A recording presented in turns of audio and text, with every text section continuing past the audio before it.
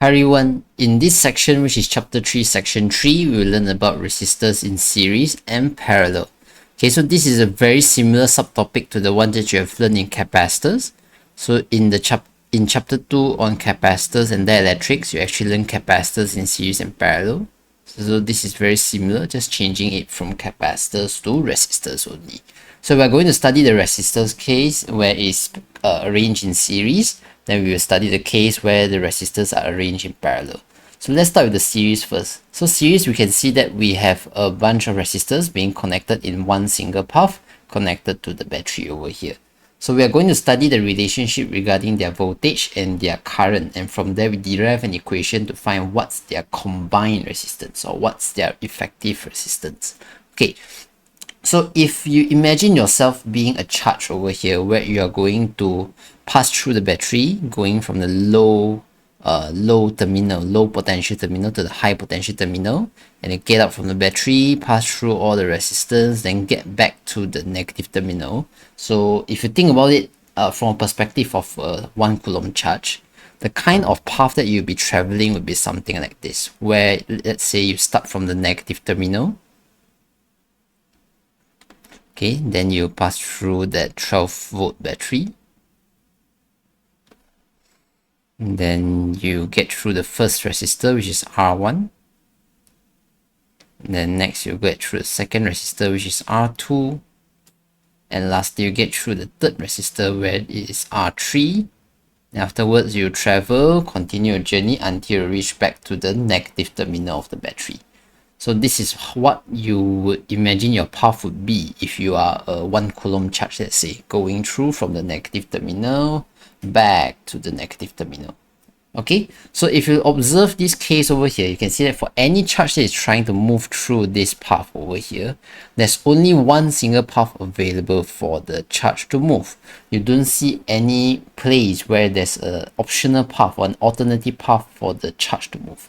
The charge will have to start from, if the charge starts from the negative terminal, you'll go through the battery, exits at the positive terminal, then it only has one available path for it to travel down, which is to pass through R1, R2, and R3, and at the end you get back to the starting point, which is the negative terminal. Of course, the starting point is a random place. You can start your journey at here, you can start your journey at here, you can start your journey at here. It depends on you, but the thing is there's only one single path available for the charge to move. You don't see any other available alternative path where the charge can make a choice whether which path you want to go down. Okay, so there's only one single path, so that means by all the charges you have to go through the same path. So if all the charges have to go through the same path, we know that the current at everywhere along this path should be the same. Okay, so let me sort of complete this diagram a little bit. So this is a 12-volt battery and is going through a 1 ohm resistor first, followed by a 2 ohm resistor, followed by a 3 ohm resistor. Okay, so the path looks of something like this. This is the only path available for the charge to move. You don't see any other alternative path for the charge to move. Okay, so because there's no alternative path for the charge to move, any charge which previously passed through the battery will later have to pass through the 1 ohm resistor, and will later have to pass through the 2 ohm resistor, and lastly you have to pass through the 3 ohm resistor, because there's only one single path. If you have passed through the battery, the next destination where you need to pass through is the 1 ohm resistor, followed by 2 ohm resistor, followed by 3 ohm resistor.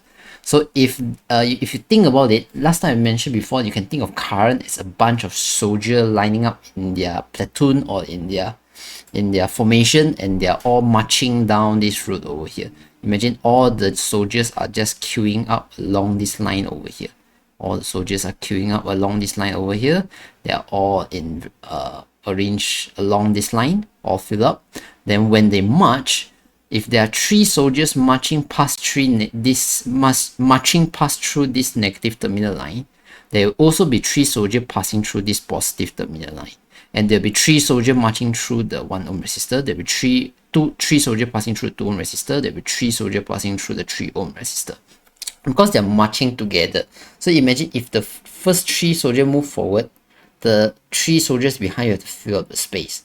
So that space is being filled, then the 3 soldiers will fill the space behind it. Then the whole thing will just move in an orderly fashion. So that means by everywhere you see the constant amount of charge passing through everywhere along the path. If here you see five soldiers marching through this point, in front there will also be 5 soldiers marching through this point. There'll be 5 soldiers marching through this point. There'll be 5 soldiers marching through this point. 5 soldiers marching through this point. 5 soldiers marching through this point. Because there are a whole line of soldiers and they are all moving in unison. So in that case, you will see that how many soldiers passing through every point will be the same. Okay, so you can say the current should be the same all along that one single path. Okay, so therefore this explanation allows you to know that the current passing through a resistant 1, which we call it as I1, will be the same as the current passing through the second resistor, which is I2, will be the same as the current passing through the third resistor, which is I3, it will be the same as the current passing through all resistors if you combine it. When I say I1 to 3, what does it mean is if I choose to combine the 3 resistors into one single resistor. So it's still 12 volt battery, I'm not changing that. But let's say I have the opportunity to replace R1, R2, and R3 with just one single resistor.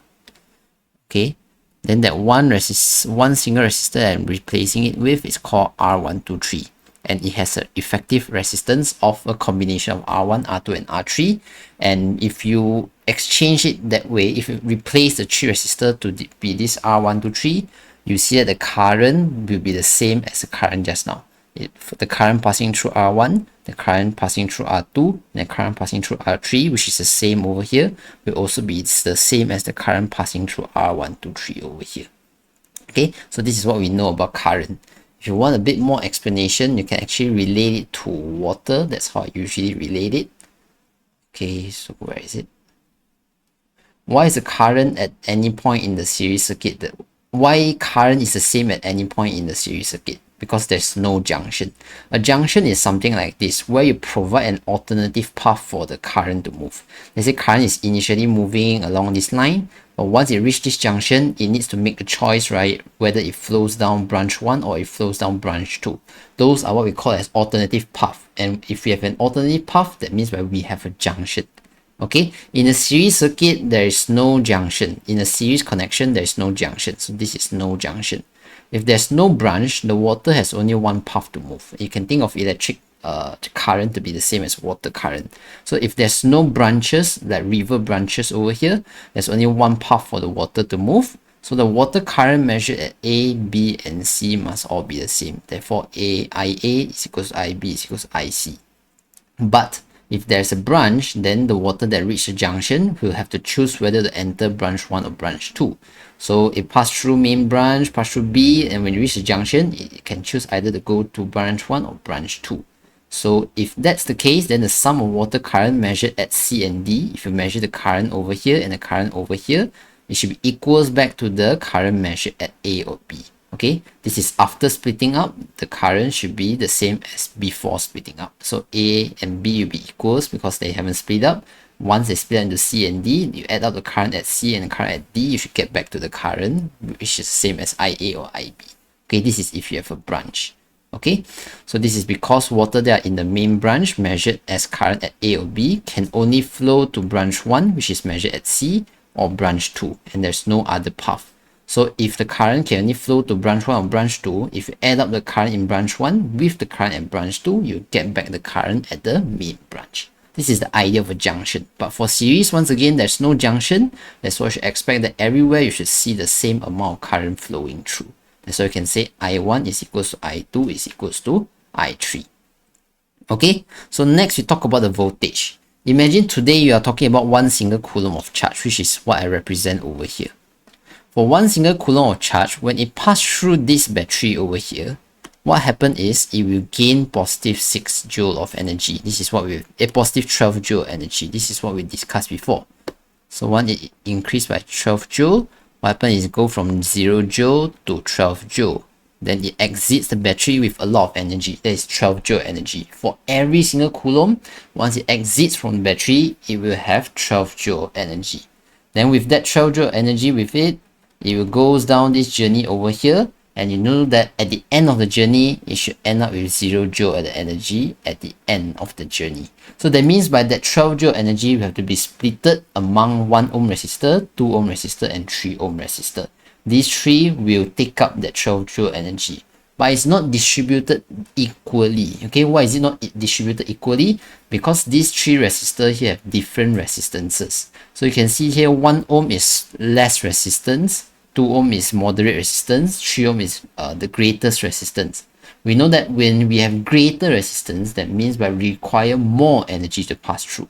So know that you need to allocate more energy for the 3 ohm resistor compared to the 1 ohm resistor. 1 ohm resistor is the least resistance over here, so it should require less energy. It's not require moderate amount of energy, whereas for the 3 ohm resistor, it requires the greatest amount of energy. So you know that the energy will be distributed totally among 1 ohm, 2 ohm, and 3 ohm resistor. But the distribution is uneven, some get more, some get less. But if you add up the energy received by the 1 ohm resistor, together with the energy received by the 2 ohm resistor, together with the energy received by the 3 ohm resistor, if you add them all up, you should get back to the total energy that was being distributed by the charge, which is 12 joule over here. That means by all this energy, which we usually just represent it as a potential difference or the energy per unit charge.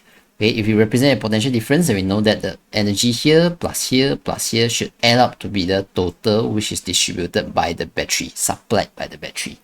And so you can come up with a statement and say that V1 over here, if you add it up with V2, which is the energy received by resistance 2, add it up with the energy received by resistance 3, you get the total resistance that is being, a total energy that is being given by the battery itself. That's why you see, if this is R1 to 3, then this battery here must be V1 to 3 because it's connected to only one resistor. So this is V1 to 3. So that means by the energy supplied by the battery is fully taken up by the resistance 1, resistor 2, and resistor 3.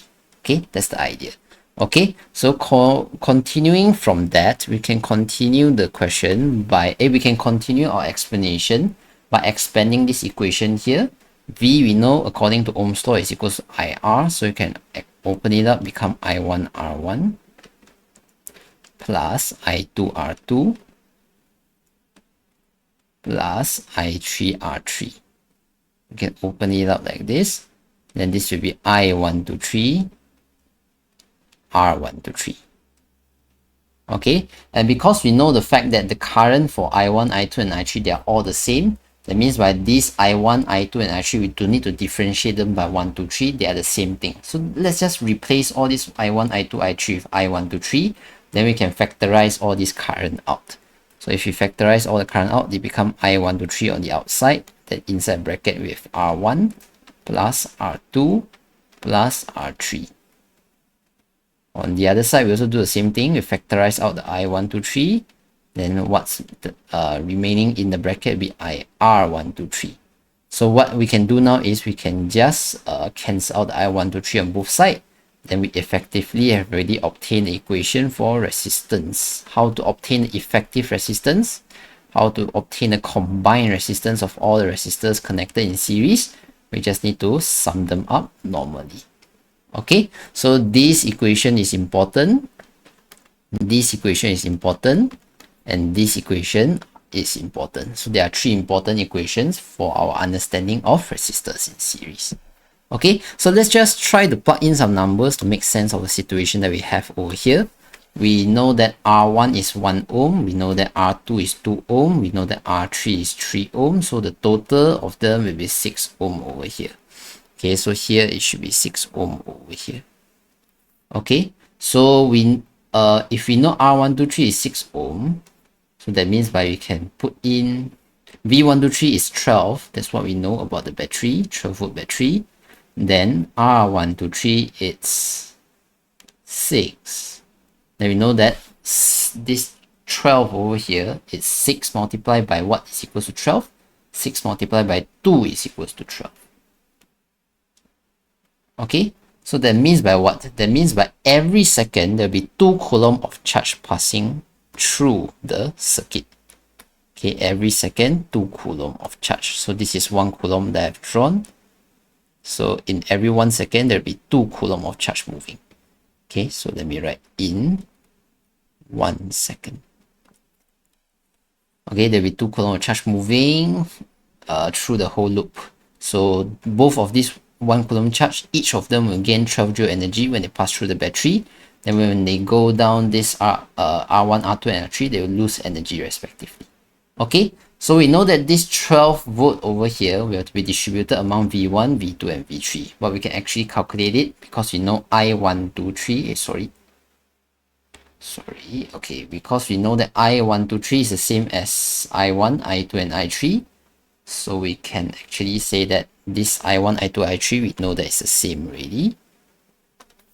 So I1 is just 2, I2 is just 2, I3 is just 3. Okay. Sorry, what am I doing?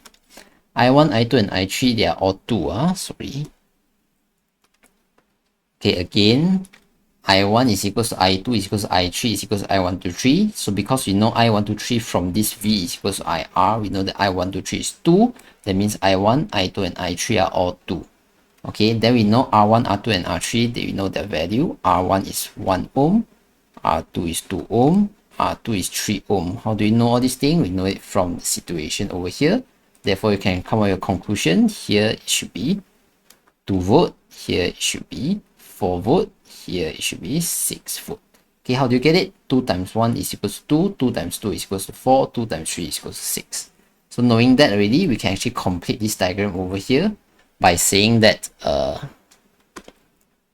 when the charge reach here, it has 12 joule energy, but it will lose how much? It will lose 2 joule energy over here. So it will come up with 10 joule energy.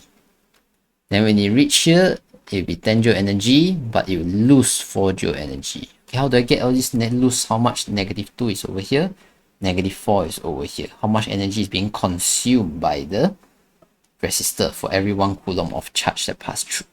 So this one is 6 joule. So once you reach here 6 joule, based on what we see here, V3 is 6, right? Then it takes out all the remaining energy, 6 joule.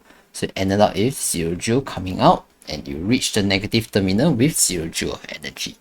So that tells you how much energy is being consumed, and you can see that the least resistant receive least amount of energy. The most resistance, the one with the greatest resistance, receive the greatest amount of energy. Okay, so if today we choose to do what do you call it, a voltmeter measurement.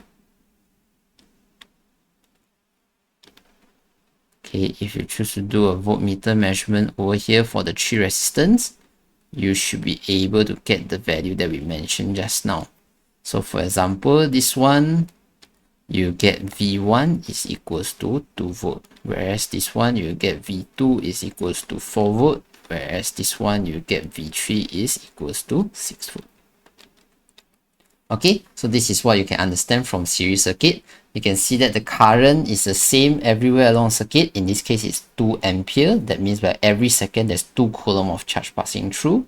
Then you can see that the voltage is added up. Why is it added up? It's because the energy given by the battery is shared between all the resistance. So if you add up all the energy received by every single resistor, you get back the voltage supplied by the battery.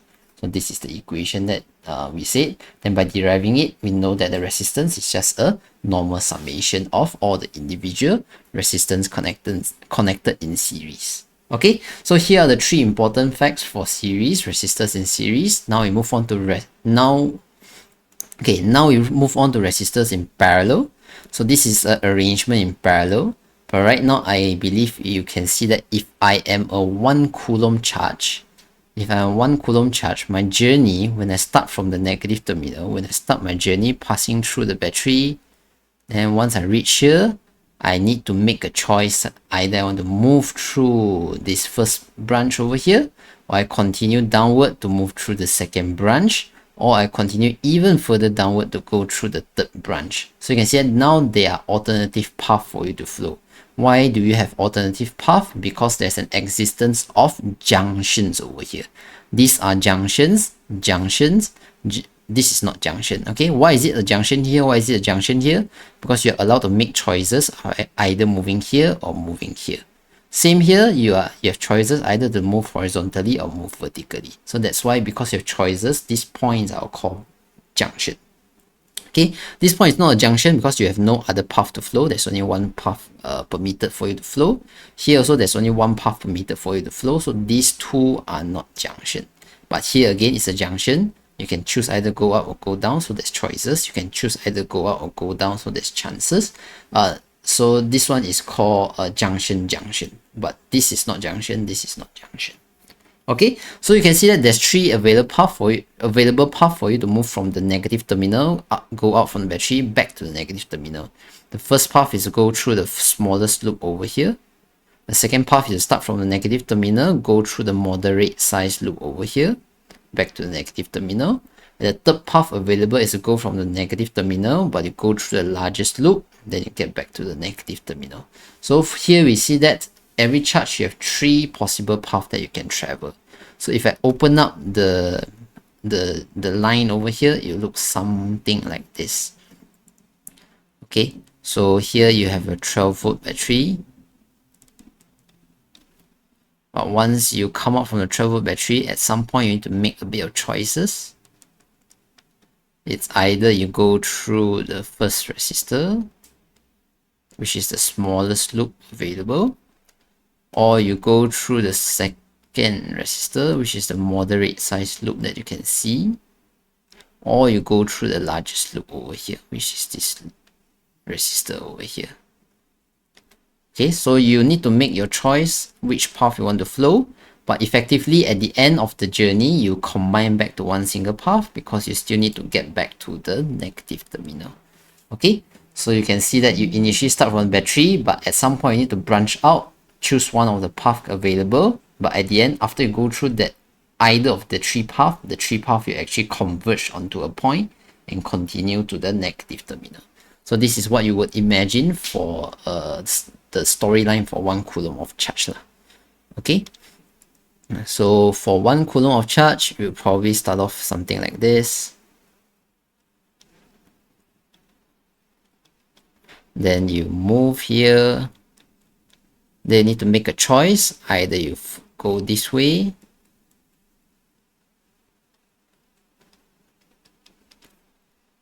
then you go back down, something like this. This is one available path. Or you choose to go in this direction, the same direction, pass through the battery, but when you reach this junction over here, you choose the moderate size loop over here. So that means that you choose to take this path over here, but you converge to the same point and get back to the battery. The third path available is to take the largest loop over here, go through the third resistor before you combine back to the junction and go back to the negative terminal. So there are three available paths over here. So these three paths provide you with different resistors that you need to pass through. If you go through the first path, you only pass through the 1 ohm resistor. If you go through the second path, you only go through the 2 ohm resistor. If you go through the third path, you only go through the third resistor, which is 3 ohm. Okay, but they are all optional available path that you can choose to go. Okay, so now let's think about the current. Okay, just now there's only one available path for the current to move, for the charge to flow. So in that case, it makes sense to say that everywhere that the charge has already been through, that same amount of charge will go through the other components as well, because there's only one available path to flow. But now you have multiple paths you can flow. So that means by the charge, when they reach the junction, they can choose either to go through the first path, second path, or third path. That allows the current to flow through the first path, second path, and third path to be different. Okay, so let's say if this resistor R3 over here, the resistance is so high. So if the resistance is so high, that means it resists current to flow. If it resists current to flow, then not much current will want to flow through the third path over here. But for R1, because the resistance is small, then probably more current will want to flow through R1 instead. So you create a different path might have different amount of current. But if you combine the current passing through the first path, add it up with the current passing through the second path, add it up with the current passing through the third path, if you combine together their current, you get back the current when they converge together. So which is the current that passed through the battery, Okay, so we can say that the current is a summation actually. The summation of current passing through the first path with the current passing through the second path with the current passing through the third path will be equals to the current passing through all of them combined together. Okay, that means that if today I wish to replace the 3 resistor with one single resistor,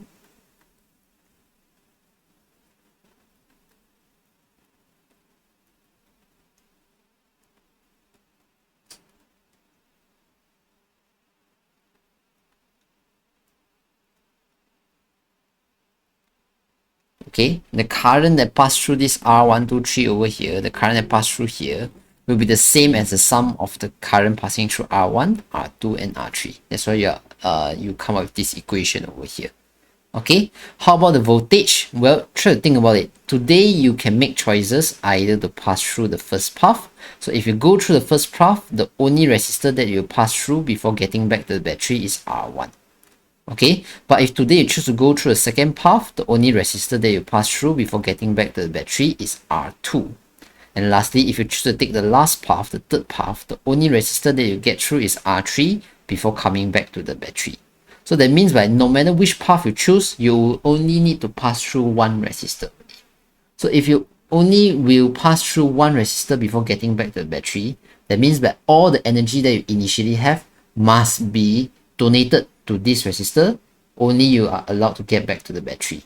Why? Again, it's the same idea as just now. Okay, initially I have 0 joule energy, but after passing through the battery, I obtain 12 joule energy. So when I reach this point over here, I still have 12 joule energy. But I need to make choices either to get to the first path, second path, or the third path. But that choices doesn't pass through any resistor, so I'll get to this place with the same 12 joule energy, I'll get to this place with the same 12 joule energy, I'll get to this place with the same 12 joule energy. And we know that when we meet back at the negative terminal later, we need to use up all the energy. So that means that when you reach here, it should be 0 joule. So that means that when they come here, it should be 0 joule. So that means that when they come here, it should be 0 joule, 0 joule, 0 joule.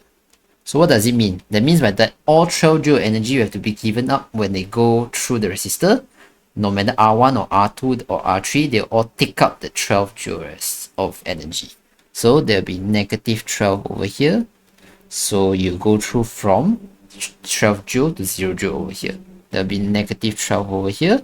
So you can go from 12 joule to 0 joule over here. There'll be negative 12 over here. So you can go through from 12 joule to 0 joule over here. All your energy will need to be given to the only resistor that pass through. So no matter you go through R1, R2, and R3, no matter which path you choose, no matter which resistor you pass through, the amount of energy received by the resistor for each coulomb of charge will be the same 12 joule. 12 joule over here is 12 joule over here is 12 joule over here. So then that means by the energy per coulomb or the voltage should be the same for R1, should be the same for R2, should be the same for R3. So you can say that V1 should be the same as V2, should be the same as V3.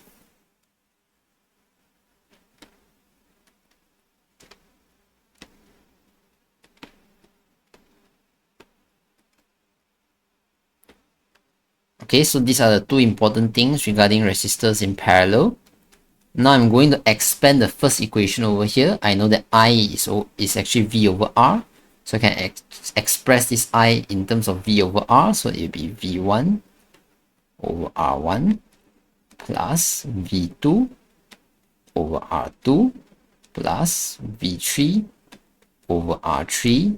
And that is equals to V1 to 3 over R1 to 3.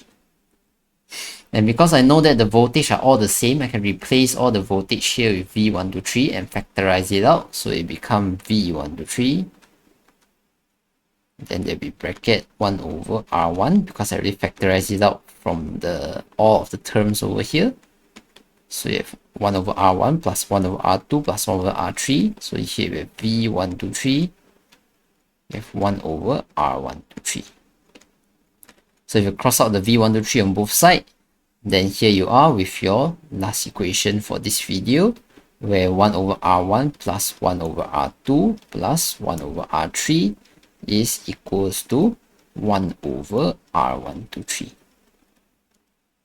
Okay, so this is the third equation that allows you to find the combined resistance or the effective resistance by doing this 1 over 1 over 1 over thing. Okay, usually if you're not familiar with this way of writing, you can choose to inverse the R123 first. Then you can still write the same thing, but remember there's a 1 over that you remove, right? Then 1 over is shifted to the left hand side. So here you need to add on a negative 1. Okay, so it's up to you how you want to express it. Okay, so this is the 3 important equations when it comes to resistor in parallel. So now let's try to fit in some numbers like what we did earlier. So we know R1, R2, and R3. Let's fit in the numbers. And this one is 1. This one is 2. This one is 3. So you put in R1, you put in R2, you put in R3. 1 over 1 plus 1 over 2 plus 1 over 3. I believe you get the answer, which is for R123, it's 6 over 11. Okay, you can do the computation yourself. Okay, I think you get 6 over 11. Yep, okay. So once you know that this is 6 over 11, and you know that the voltage that you have over here, it's... How should I write it? How did I write it just now? The voltage I know here is 12, right? Yeah. The voltage here is 12. Okay. These are the things that I know. I know R123 based on my calculation over here is 6 over 11. Then I know V123 represents the voltage across the battery, which is 12 over here. So put in V123 and R123 allows me to get I123. And I123 in this case will be equals to 22. Okay, I'll get 22 over here.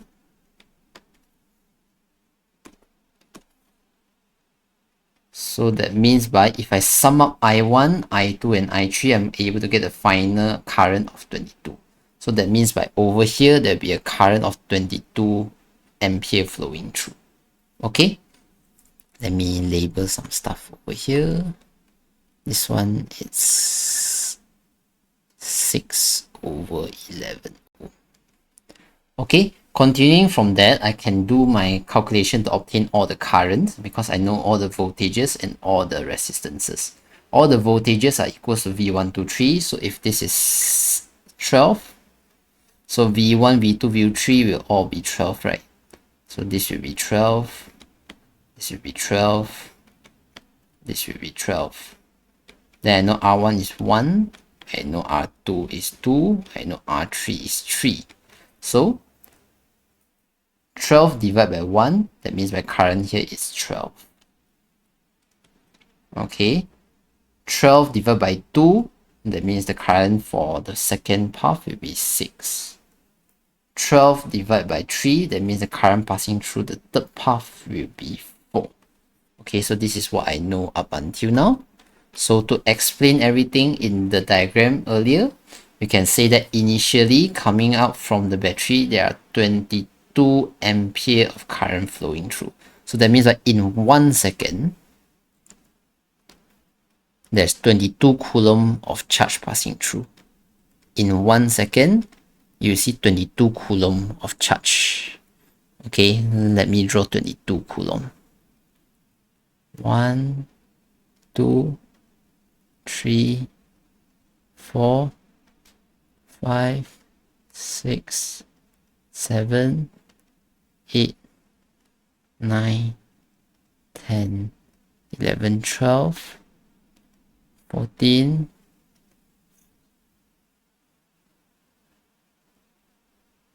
16, 18, 20, 22. Did I get it right? 1, 2, 3, 4, 5, 6, 7, 8, 9, 10, 11. 11 times 2, 22. So right now there's 20, in 1 second there's 22 coulomb of charge passing through the battery.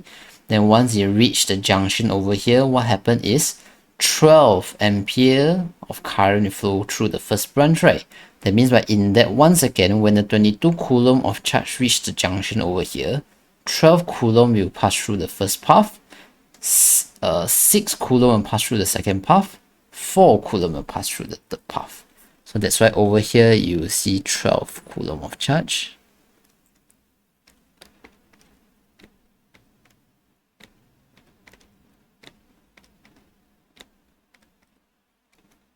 For here you see 12.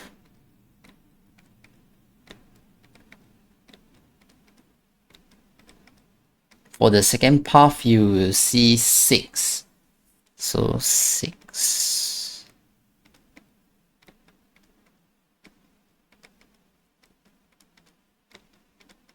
And for the last path over here, you see 4.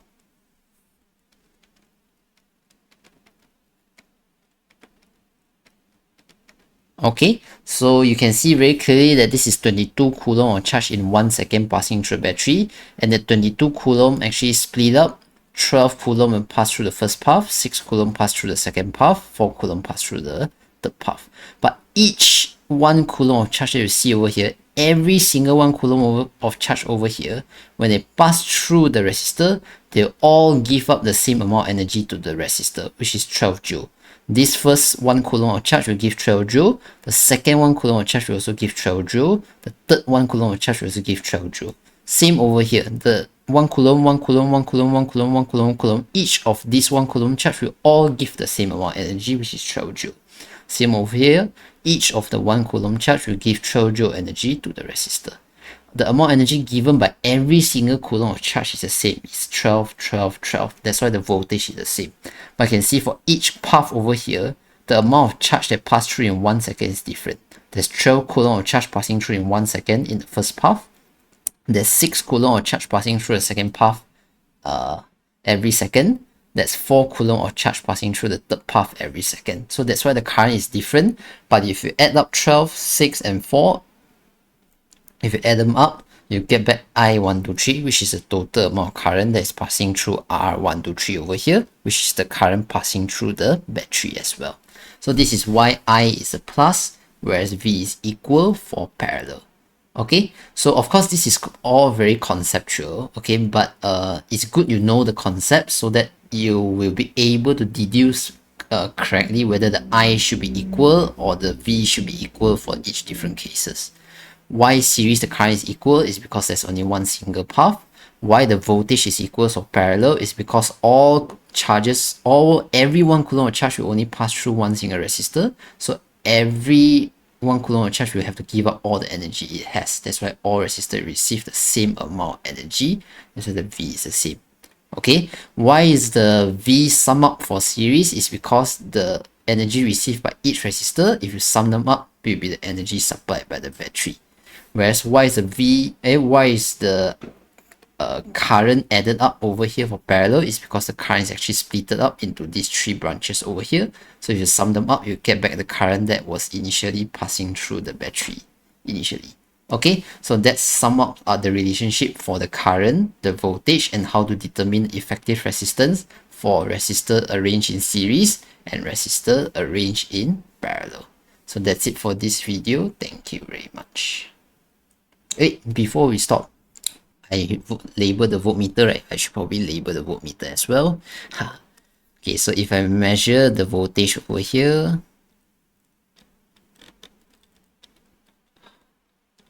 I will get 12 volt over here. Okay, if I measure the voltage over here, I'll get the same 12 volt as well. And if I measure the voltage over here,